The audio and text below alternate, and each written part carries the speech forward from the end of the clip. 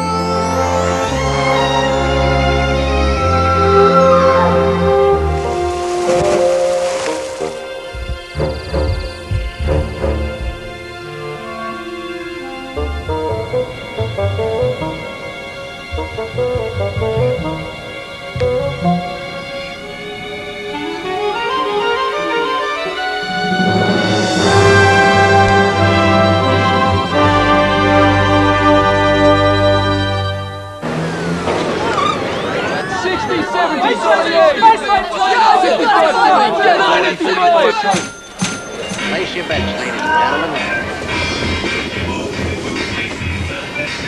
Solusi atas problem zaman modern juga disingkapkan.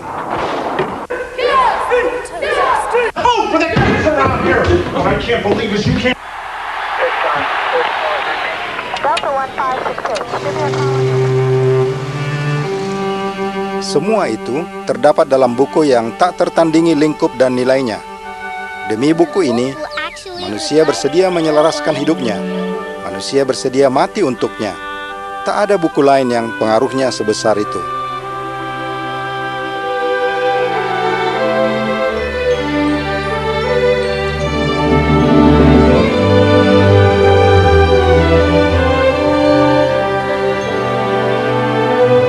Sepanjang sejarah, tiada buku yang peredarannya seluas Alkitab.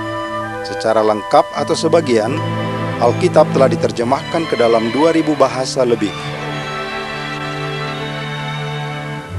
Alkitab memang bukan buku pelajaran ilmiah, tetapi ia selaras dengan temuan ilmiah terbaru.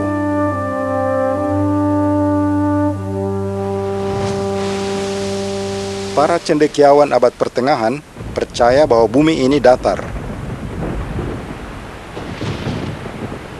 Namun, 700 tahun sebelum Masehi, Alkitab menyebutkan tentang lingkaran bumi.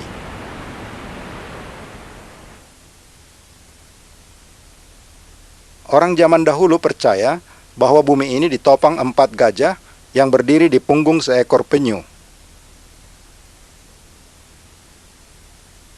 Hampir 3.500 tahun yang lalu, Alkitab mengatakan dengan sederhana bahwa Allah menggantung bumi pada ketiadaan.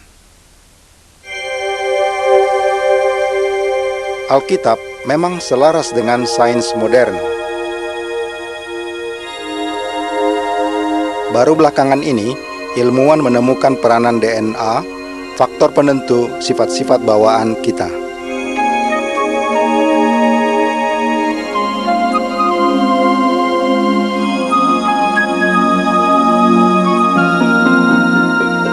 Dalam doa kepada Allah, Raja Daud menyatakan prinsip ini.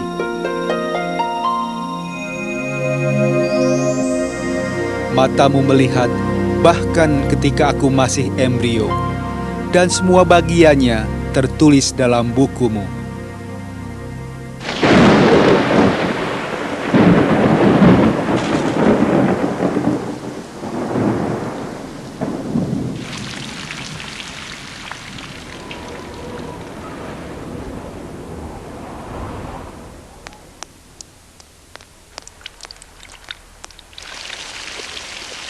Tiga 3.000 tahun yang lalu, dengan sederhana Alkitab melukiskan siklus air yang mencakup awan, hujan, dan salju.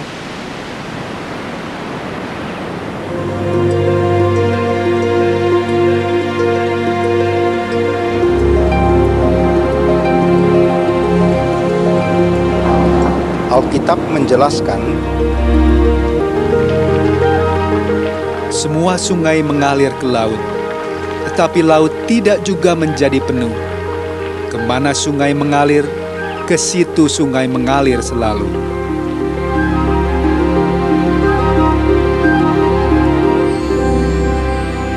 Bagaimana para penulis Alkitab tahu fakta ini? Mereka diilhami Allah. Perhatikan kisah menakjubkan tentang penyalinan Alkitab.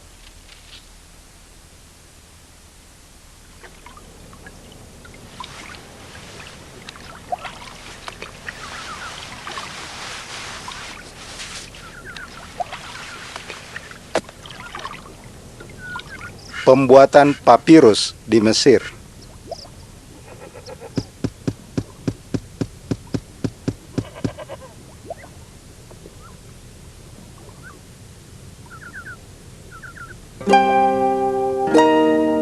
Media penulisan kuno ini sudah ada ribuan tahun sebelum Masehi.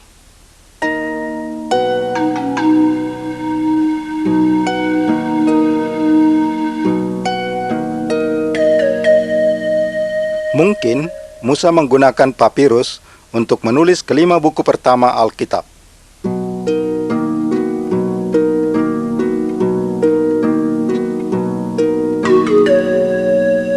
Lembaran papirus disambung menjadi gulungan, biasanya sepanjang 4 hingga 6 meter.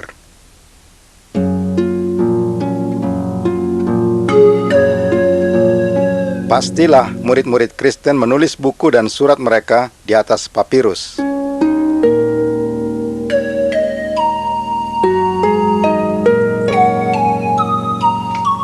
Perkamen kulit mulai banyak dihasilkan ketika ekspor papirus dilarang untuk sementara pada abad kedua sebelum Masehi.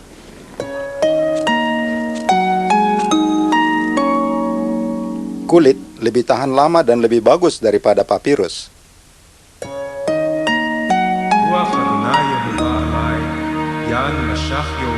Gulungan perkamen digunakan pada zaman Yesus.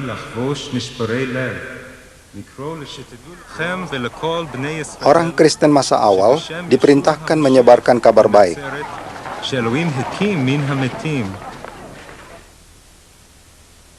Namun, gulungan itu mahal dan tidak mudah digunakan. Dibutuhkan naskah yang bentuknya lebih praktis. Kodeks ditemukan pada akhir abad pertama. Kodeks dibuat dengan melipat gulungan menjadi lembaran, lalu dijahit menjadi satu. Metode serupa digunakan untuk pembuatan buku zaman modern.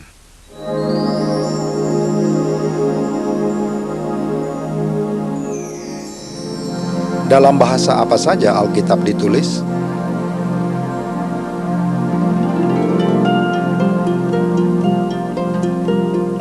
Ke-39 buku pertama, sebagian besar ditulis dalam bahasa Ibrani. Itulah kitab-kitab Ibrani atau Perjanjian Lama.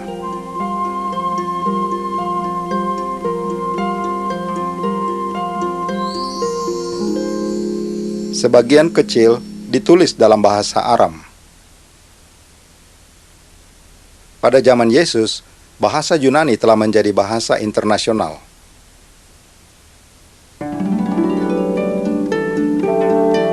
Dengan bahasa inilah, ke-27 buku terakhir Alkitab ditulis, yang dikenal sebagai kitab-kitab Yunani Kristen atau Perjanjian Baru.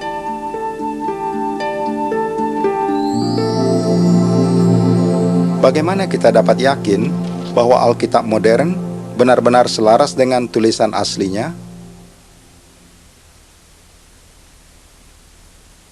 Para penyalin Yahudi dan Kristen berupaya keras melestarikan tulisan kudus itu.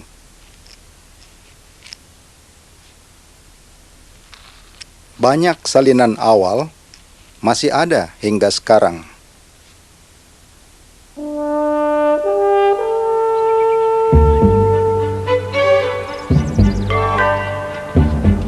Dua contoh yang berharga adalah koleksi Chester Beatty di Irlandia dan fragmen John Rylands di Inggris.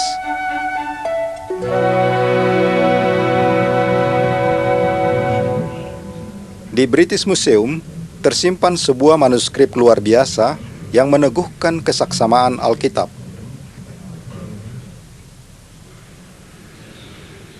Codex Alexandrinus dari abad ke-5 Masehi memuat hampir seluruh naskah Alkitab dalam bahasa Yunani.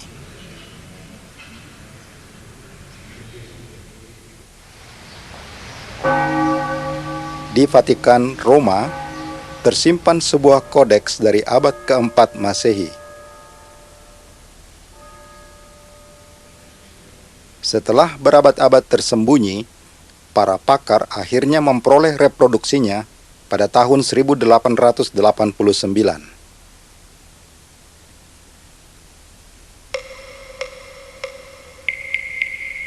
Padang belantara Sinai.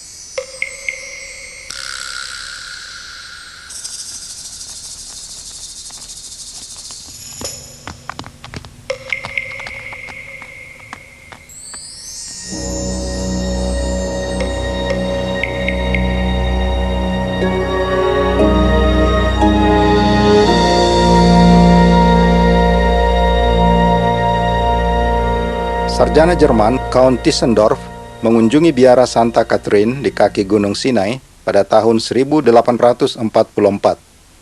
Menurutnya, ia menemukan keranjang besar berisi perkamen tua yang akan dibakar sebagai sampah.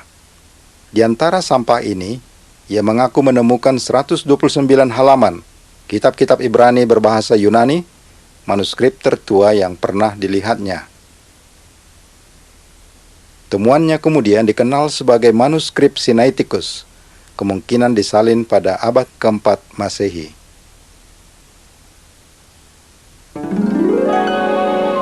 Inilah kawasan Laut Mati, tempat ditemukannya gulungan Alkitab yang paling terkenal.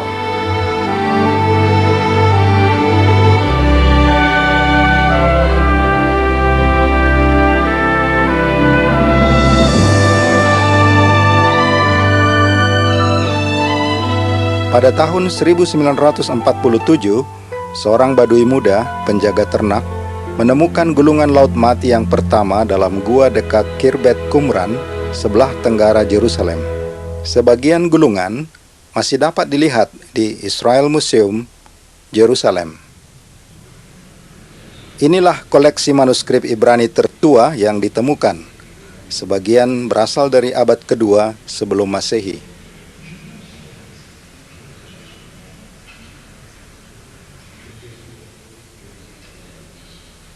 Isinya bagian-bagian dari seluruh kitab-kitab Ibrani, kecuali buku Ester.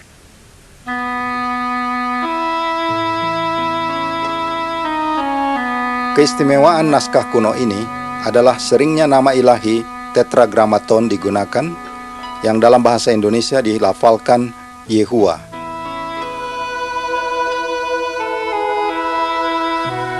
Dalam kitab-kitab Ibrani, nama ini muncul hampir 7.000 kali.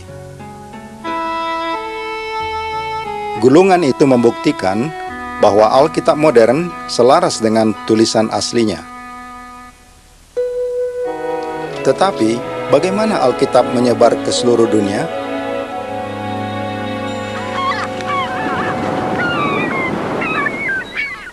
Salah satu faktornya adalah bahasa Yunani menjadi bahasa internasional pada masa awal kekristenan. Mengapa? Sebelum Masehi, tentara Yunani telah menaklukkan dunia dan memasyarakatkan bahasanya.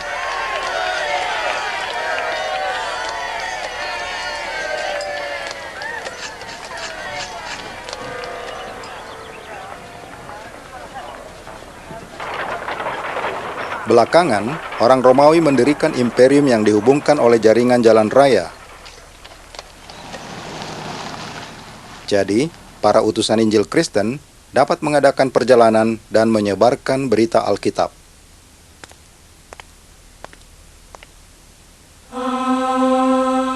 Pada tahun 405, cendekiawan Katolik Jerome telah menerjemahkan Alkitab ke dalam bahasa Latin, bahasa zamannya.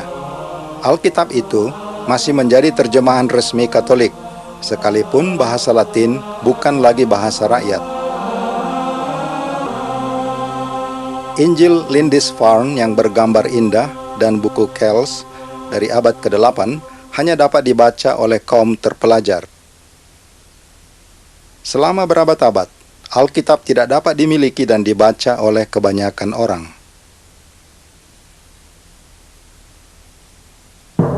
Namun, beberapa cendekiawan Katolik yang berani rela mengorbankan apa saja agar Alkitab tersedia dalam bahasa rakyat.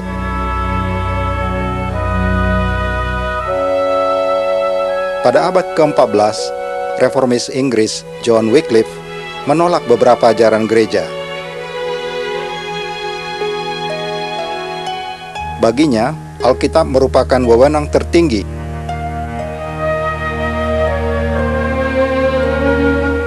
Di luar dugaannya, kelak ia akan berpengaruh atas rekan-rekannya yang sepaham.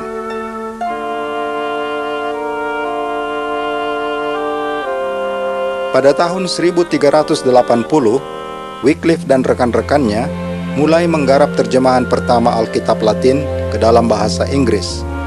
Tentu saja, Alkitab itu hanya ditulis tangan. Ia meninggal karena stroke di gerejanya di Lutterworth, Inggris pada tahun 1384.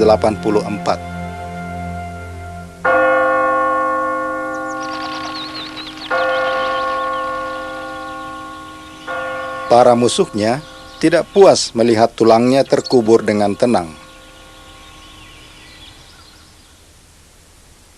Lebih dari 40 tahun kemudian, mereka menggali tulangnya, membakarnya, dan membuang abunya ke sungai Swift.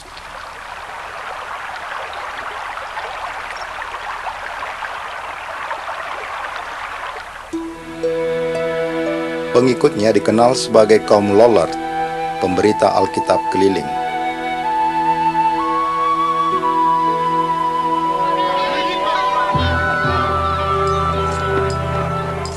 Mereka diburu gereja dan sebagian dipenjarakan di tempat yang kini dikenal sebagai Menara Lollard.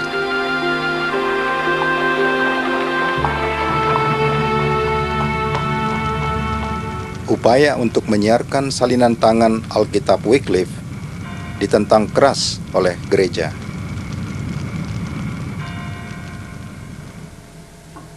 Namun, sekitar tahun 1450 terjadi sesuatu yang mengubah sejarah.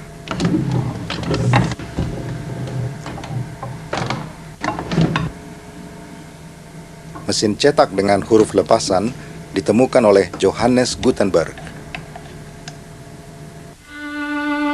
Pada tahun 1455, Gutenberg mencetak Alkitab pertama berbahasa Latin dalam 3 jilid. Dengan demikian, ribuan Alkitab dapat dihasilkan dalam waktu relatif singkat.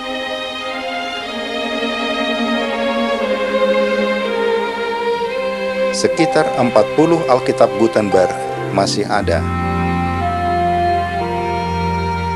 Di beberapa perpustakaan gereja, terdapat buku dan Alkitab yang dirantai. Alkitab masih langka, mahal, dan berbahasa Latin. Langkah lain dibutuhkan untuk menyediakan Alkitab bagi masyarakat, menerjemahkannya ke dalam bahasa rakyat.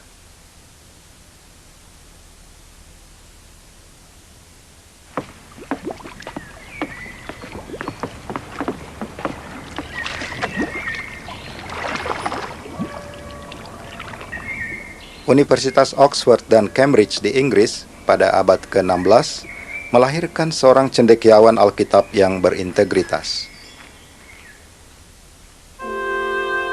William Tyndale percaya bahwa setiap orang Kristen seharusnya dapat membaca Alkitab dalam bahasanya. Dialah orang pertama yang menerjemahkan Alkitab dari bahasa aslinya ke dalam bahasa Inggris.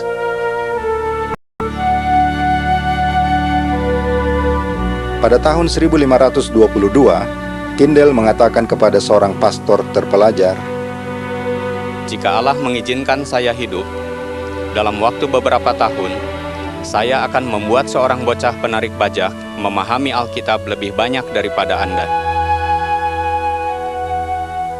Ini bertentangan dengan kebijakan gereja. Kata seorang juru bicara gereja, terjemahan perjanjian baru dalam bahasa rakyat yang kasar sebenarnya adalah santapan yang memautkan, penyulut dosa, musuh persatuan, membunuh kebenaran.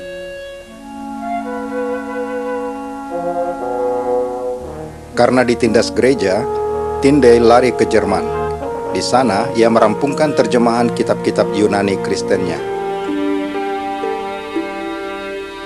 Beberapa Alkitab pertamanya yang diselundupkan ke Inggris dibakar.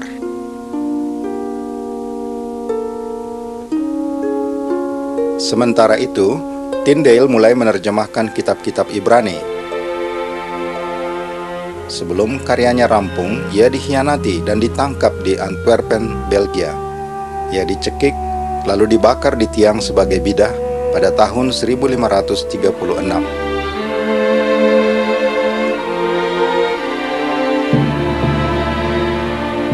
Pendakwa utamanya berkata, Tidak soal apakah para penjahat agama itu memang bersalah atau tidak. Yang penting, kasus mereka dapat kita manfaatkan untuk menanamkan rasa takut pada masyarakat.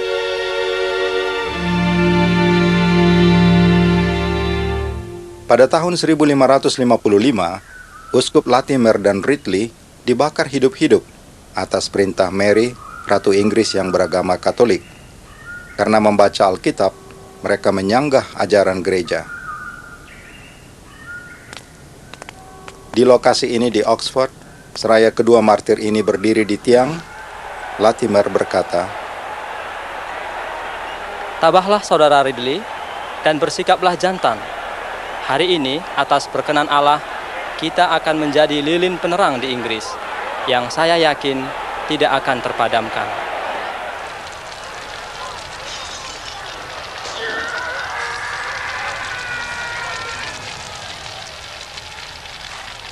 pada masa itu, dibutuhkan keberanian besar untuk membaca Alkitab, yang berarti menentang kebijakan gereja.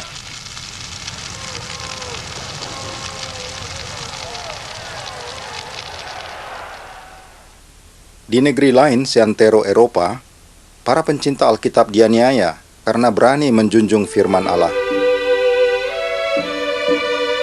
Contohnya, Jan Hus, seorang imam Katolik,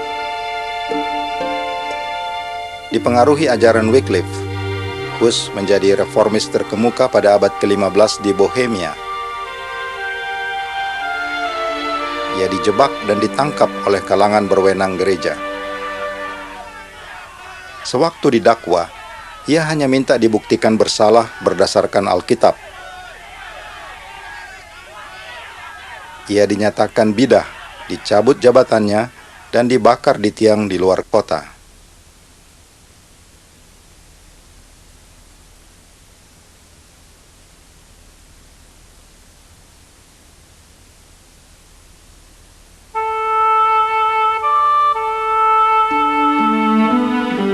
Martin Luther hidup di Jerman pada abad ke-16.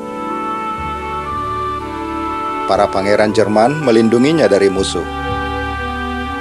Terjemahan Alkitabnya ke dalam bahasa Jerman pada tahun 1534 disebut Mahakarya Kesusastraan. Itu menjadi dasar bagi penerjemahan Alkitab berbahasa lain seperti bahasa Belanda, Dansk, Island, dan Swensk. Meski dikucilkan, Luther menolak menyangkal iman. Katanya, kecuali saya diyakinkan oleh keterangan Alkitab atau penalaran yang jernih, saya terikat pada ayat yang saya kutip, dan hati nurani saya hanya terpaut pada firman Allah.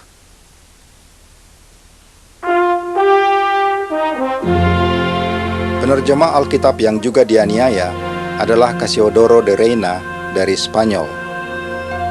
Terjemahannya terbit pada tahun 1569 dan diselundupkan ke Spanyol dalam drum anggur. Alkitab juga muncul dalam bahasa Bielorusia, Czech, Italia, dan Sloven. Masyarakat haus akan pengetahuan langsung dari buku yang mengagumkan ini. Bendungan itu telah terbuka, tak akan pernah tertutup lagi.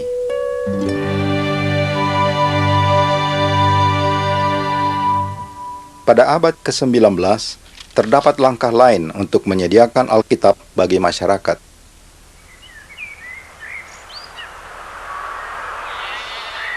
Di pinggiran Wales, tinggallah seorang gadis kecil pencinta Alkitab.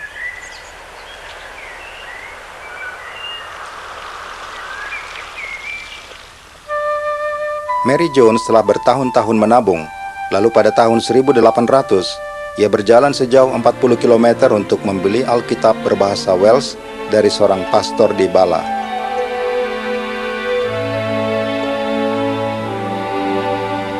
Kegigihannya menggugah beberapa pastor untuk mendirikan lembaga Alkitab Inggris dan bahasa asing di London. Salah seorang pengurusnya adalah penulis dan linguis Inggris George Barrow. Ia mencetak Alkitab di Rusia, Portugal, dan Spanyol. Akibatnya, ia pun dianiaya. Lembaga Alkitab Amerika didirikan pada tahun 1816. Kini didukung oleh lebih dari 80 denominasi Protestan. Di Amerika Serikat pada tahun 1870, seorang pemuda di Pittsburgh, Pennsylvania, memulai pelajaran Alkitab secara intensif, yang akhirnya menjadi program pendidikan Alkitab seluas dunia. Namanya Charles Taze Russell. Pada tahun 1881, Russell dan rekan-rekannya mendirikan cikal bakal lembaga Risalah dan Alkitab Menara Pengawal.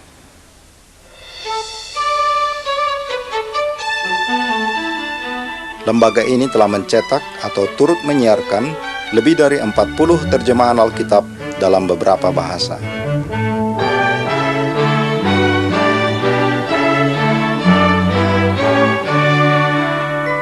Sekitar 80 juta terjemahan Dunia Baru yang diproduksi Lembaga Menara Pengawal telah ditempatkan di seluas dunia dalam 15 bahasa.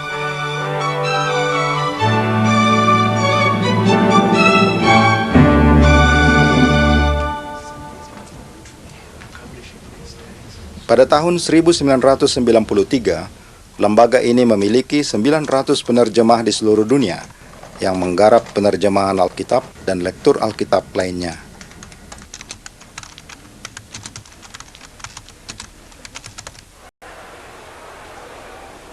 This afternoon we release the New World Translation, the complete Bible, both in the Slovak and in the Czech languages. Dnes vám můžeme dát k dispozici překlad Nového světa svatých písem v češtině a ve slovenštině.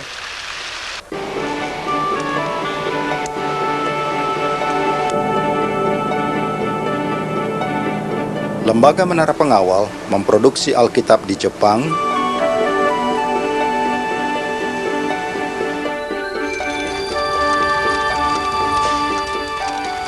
di Amerika Serikat,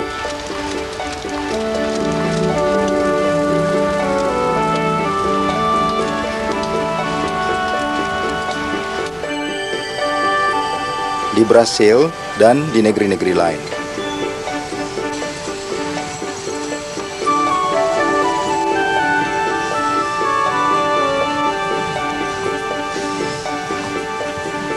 Bagaimana buku klasik ini dapat menjadi pedoman praktis bagi orang-orang untuk menghadapi problem sekarang? Nota che cosa dice la Bibbia in questo punto, in 1 Tessalonicesi capitolo 5 versetto 3. Alkitab memiliki pengaruh mendidik yang mengubah pikiran, hati, dan tindakan. Alkitab memberikan nasihat praktis dan masuk akal untuk menempuh kehidupan yang bahagia dan memuaskan, namun Alkitab sering tidak dihargai. Do you think the Bible is practical for our day? Well, I have a Bible, but I don't read it very much. Manfaat sejati Alkitab dinikmati oleh orang yang membacanya. Misalnya, Lam di Hong Kong adalah penjudi berat sejak kecil. Alkitab mengubah sikapnya terhadap uang. 咁但係我就諗起啦， Saya berdoa kepada Allah dan saya ingat prinsip Alkitab di 1 Timotius 6 ayat 9 dan 10 bahwa cinta akan uang adalah akar segala macam perkara yang mencelakakan. Dan saya sadar dengan mengikuti prinsip Alkitab, saya tidak lagi merasakan tegangnya bertaruh dalam pacuan kuda. Sekarang, keadaan saya jauh lebih baik, dan saya dapat mengasihi orang lain. Tidak semata-mata memikirkan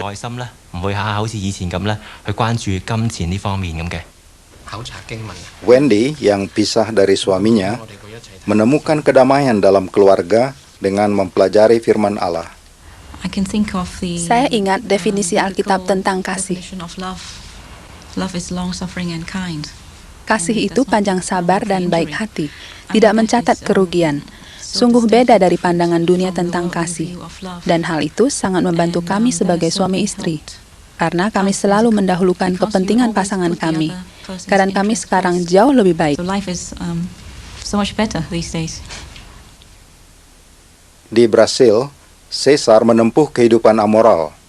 Segalanya berubah sewaktu ada yang memperlihatkan Alkitab kepadanya. Pada awal pelajaran, ia menekankan ayat di Efesus tentang kewajiban suami terhadap istri, kasihi istrimu, perlakukan ia dengan baik. Saya merasa terhibur karena inilah yang saya cari. Saya ingin menjadi pria bermoral, saya punya istri yang selayaknya diperlakukan dengan baik karena ia selalu loyal dan tunduk, terpelajar, sopan dan bertata krama. Saya melihat bahwa ajaran moral Alkitablah yang dapat memperbaiki kehidupan saya.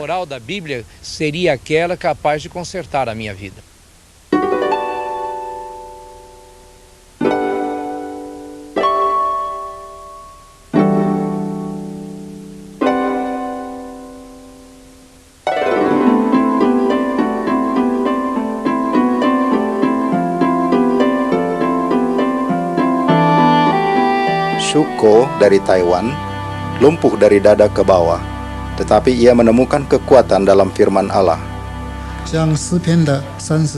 Mazmur 34 ayat 8 berkata, "Kecaplah dan lihatlah bahwa Yehuwa itu baik." Pesan saya bagi semua penderita cacat fisik atau psikologis, kita dapat teguh dan beriman. Seperti kata Yesus, iman sebesar biji monster pun dapat tumbuh dan memindahkan gunung.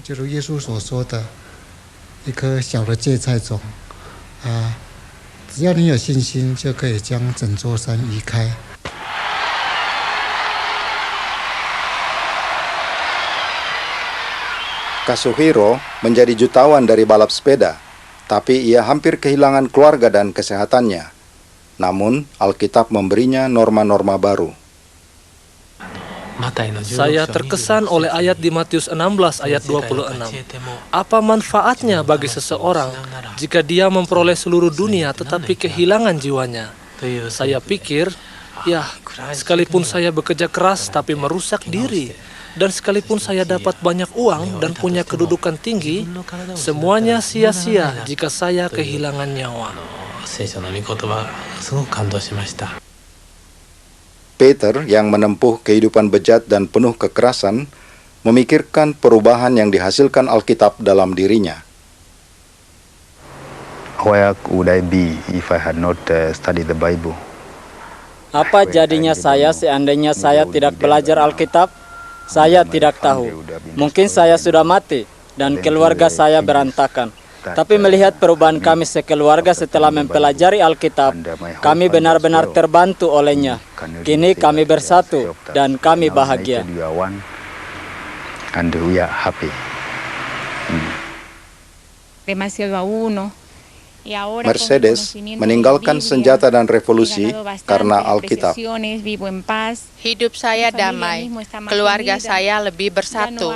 Lenyap sudah kebingungan dan penderitaan yang kami rasakan dulu. Pengetahuan Alkitab membuat kami dihargai, bahkan oleh orang-orang yang tahu latar belakang saya.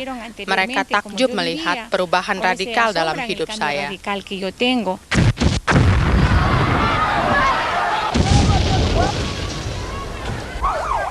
Bahkan di negeri-negeri yang diporak-porandakan kebencian, orang-orang menemukan jalan keluar bagi problem tersulit mereka.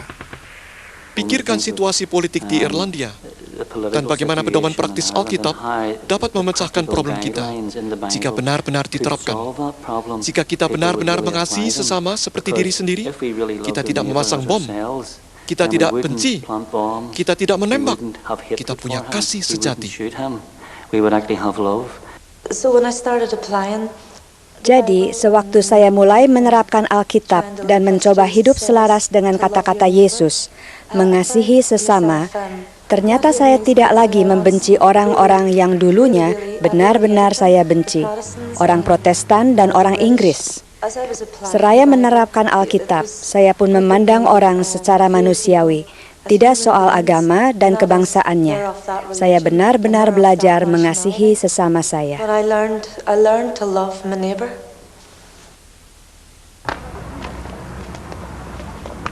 Di Israel, orang Yahudi dan Arab telah belajar untuk berkumpul dengan damai. Di Afrika Selatan, orang kulit hitam dan kulit putih hidup rukun. Bukti bahwa problem modern dapat dituntaskan oleh buku klasik ini. Saya rasa Alkitab sangat praktis. Banyak orang menganggapnya buku tua, dan itu memang benar. Tapi isinya tak kalah modern dengan surat kabar manapun. Saya sadar bahwa firman Allah itu benar. Saya tidak pernah berkekurangan. Ada yang mengatakan Alkitab ketinggalan zaman. Itu kata orang. Tapi ia sama praktisnya seperti pada waktu ia ditulis, terlebih lagi pada zaman ini. Ya, Alkitab sekalipun klasik juga adalah buku modern. Jutaan orang di seputar dunia telah menempuh kehidupan bahagia dan punya harapan teguh akan masa depan karena mempelajari isinya.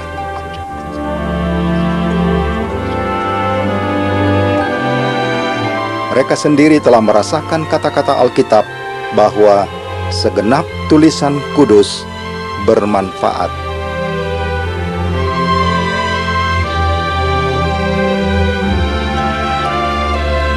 Maukah Anda mengambil manfaat dari buku modern ini?